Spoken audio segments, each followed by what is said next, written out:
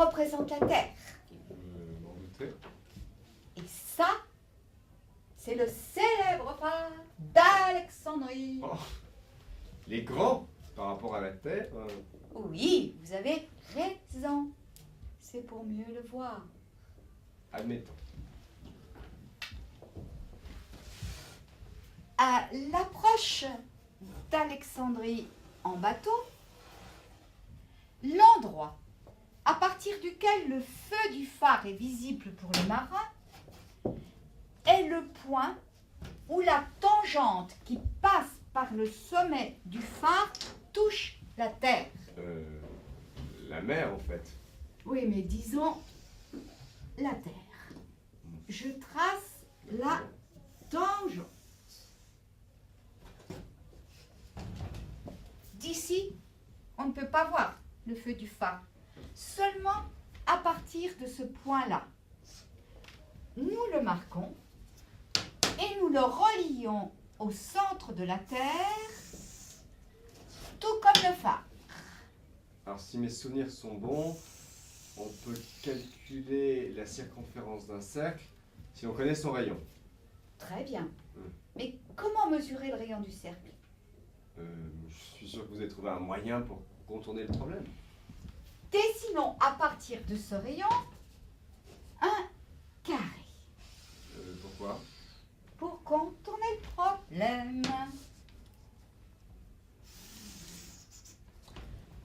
Voilà.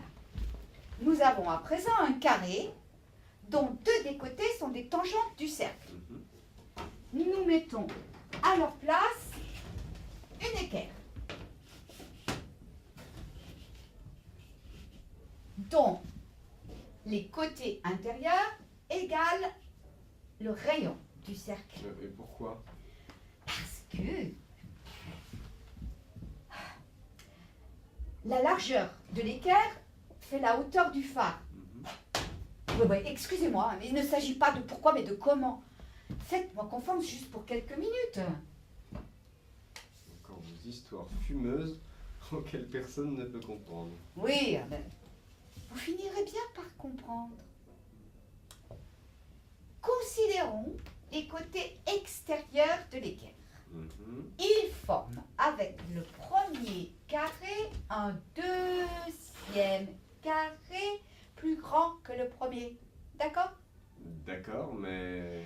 Dessinons à présent un troisième côté, un troisième carré, dont les côtés ont la même longueur que ceux du deuxième carré, correspondant donc à la distance entre le phare d'Alexandrie et le centre de la Terre. Mais pourquoi cela sert-il? Ce n'est même pas de la géométrie ce que vous faites. Ah, mais ça, c'est la meilleure. C'est soit un jeu pour m'agarrer, Oui, soit c'est c'est pire. ouais, un casse-tête, vous l'avez déjà dit. Mais l'étape suivante va vous plaire. On revient au premier carré et nous allons le diviser en 4 parties. Là, il est important que cette ligne passe par l'endroit où se trouve le bateau et qu'elle soit parallèle à celle qui relie le phare au centre de la Terre. La deuxième, horizontale, coupe la première à angle droit. Ah.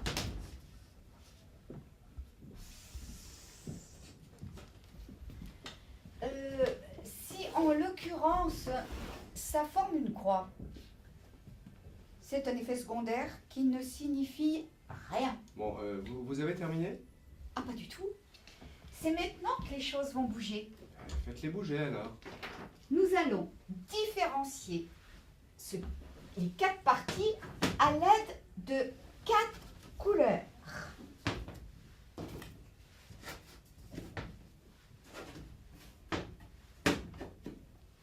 C'est plus joli, non? C'est plus coloré, c'est tout. Oui, et surtout on voit mieux qu'il y a 2 quadrilatères et 2 triangles. Voici un autre jeu de quadrilatères et de triangles, strictement identique au premier. Pour les fixer, vous faites comment? Avec des petits aimants. Ah, c'est pour ça qu'on m'a parlé d'un casse-tête magnétique. Suis l'étape la plus difficile.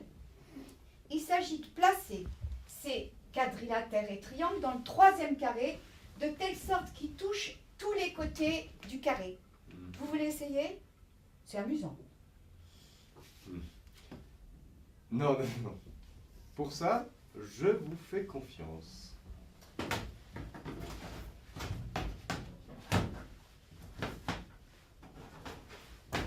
Une fois ces quadrilatères et triangles casés, Mais il reste... il reste un petit bout de surface vide. on dirait un carré. Voilà! Dont la surface est identique à celle de l'équerre rouge. Ah bon? Pourquoi? Étant donné que les deux carrés sont de même dimension, qu'ils comprennent les mêmes quadrilatères et triangles, la surface qui reste est la même, aussi quelle est la forme d'un carré ou d'une équerre. Mais ça se voit tout de suite et ils sont rouges tous les deux. Et voilà tout ce qu'il nous faut pour calculer la circonférence de la Terre. Ah bon? Oui, c'est possible dès que l'on connaît la surface du carré rouge. Nous ne la connaissons pas. Chacune des deux branches de l'équerre a pour longueur le rayon. Et nous connaissons leur largeur, la hauteur du phare. Oui, mais comment calculer le rayon? Ah, il existe des marins capables de mesurer la distance parcourue entre l'endroit où le feu du phare est visible pour la première fois et le port d'Alexandrie. Non, mais... Quel rapport? Je vais trop vite. Vous voyez ce triangle violet? Son hypoténuse forme l'un des côtés du carré rouge. Et voici son jumeau, dont l'hypoténuse correspond exactement à la distance entre bateau et phare. Putain.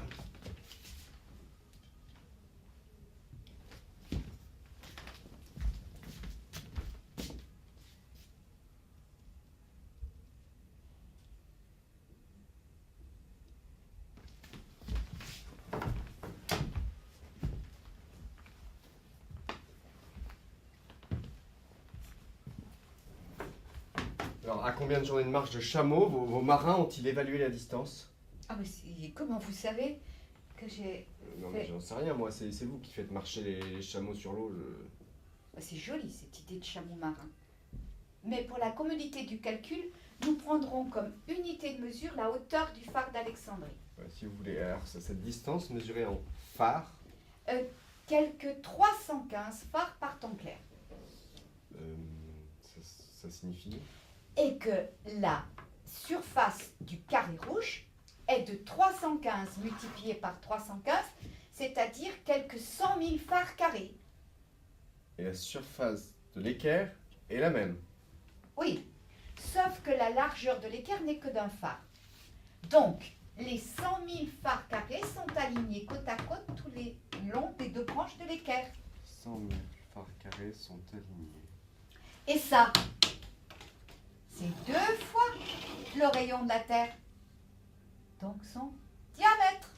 Et alors, sa circonférence? 314 000 phares et des poussières. Et converti en stade? Quelques 220 000.